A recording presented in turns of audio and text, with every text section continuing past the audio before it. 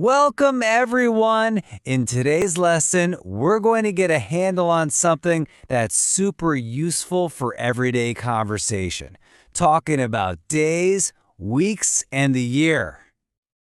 But hey, before we really jump in, if you could take just a quick second to subscribe and turn on that notification bell, it would be a huge help. And of course, if you like this explainer, give it a thumbs up and leave a comment. It really does help support the channel.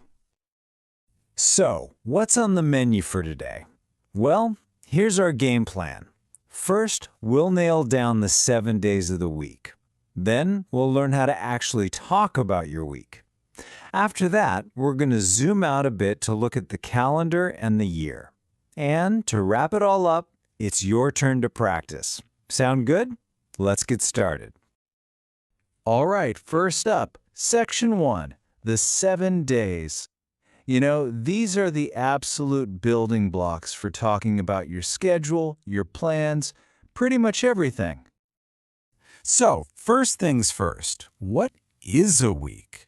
It's simple, right? It's just a group of 7 days. But here is a super important grammar rule you've got to remember. The names of the days, they always start with a capital letter. Always.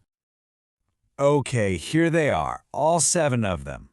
I'm going to say them kind of slowly, so please listen and maybe even repeat them with me. Ready? Monday, Tuesday, Wednesday, Thursday, Friday, Saturday, and Sunday. You got it. Nice work. Let's kick things off with Monday. For a lot of us, this is day 1 of the work week or the school week. It's kind of like a fresh start, a day for new beginnings. And right after Monday, what do we have? Tuesday, of course. This is the 2nd day of the work week, and now you can feel like, okay, the week is really underway. Now here's a word that can be a little tricky. Wednesday. I know, the spelling looks kind of weird, doesn't it? But here's the good news. The way we say it is much easier.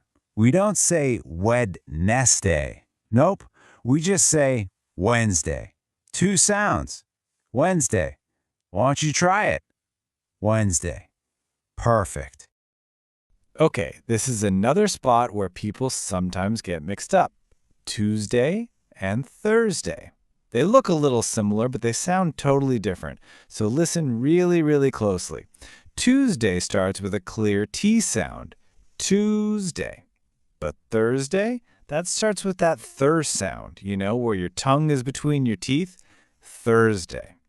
The key is that little H in the spelling. That H changes everything. And now, a day that I think is a favorite for a lot of people. Friday. Yes. For most of us, this is the last day of work for the week.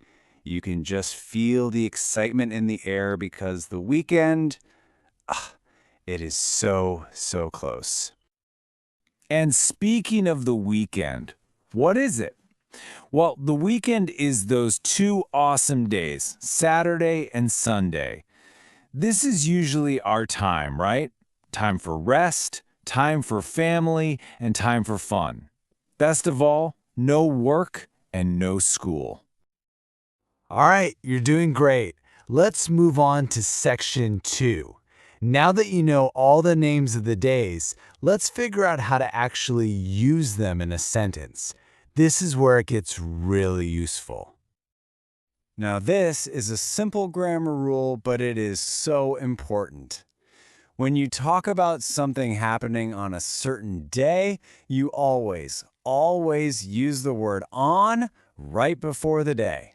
Like, on Monday I work, or on Friday I meet my friends. See, on plus the day. It's that easy.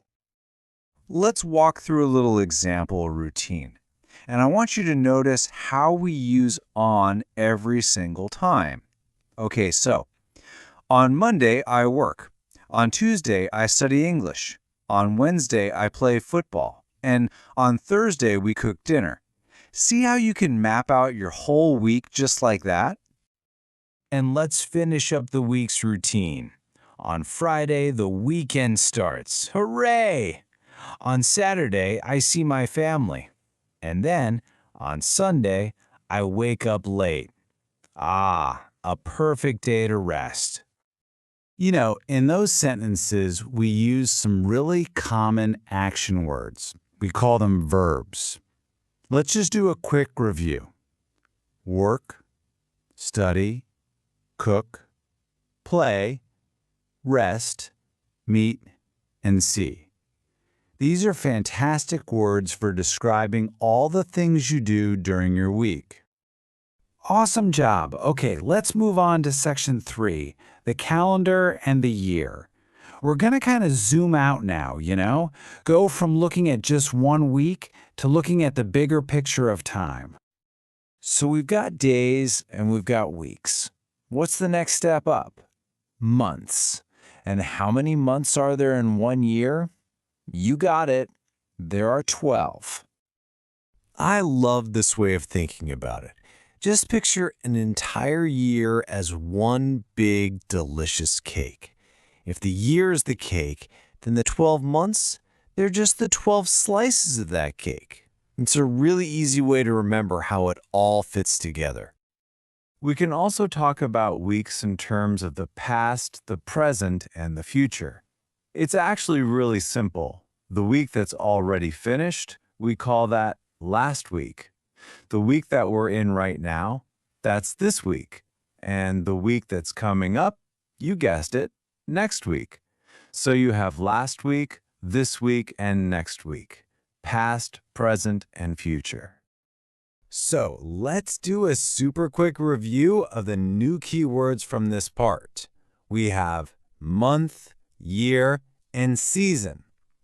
And then we have those super useful words to talk about time, like last, next, and every. For example, you could say, I study English every week. And here we are at our final section, section 4, your turn to practice.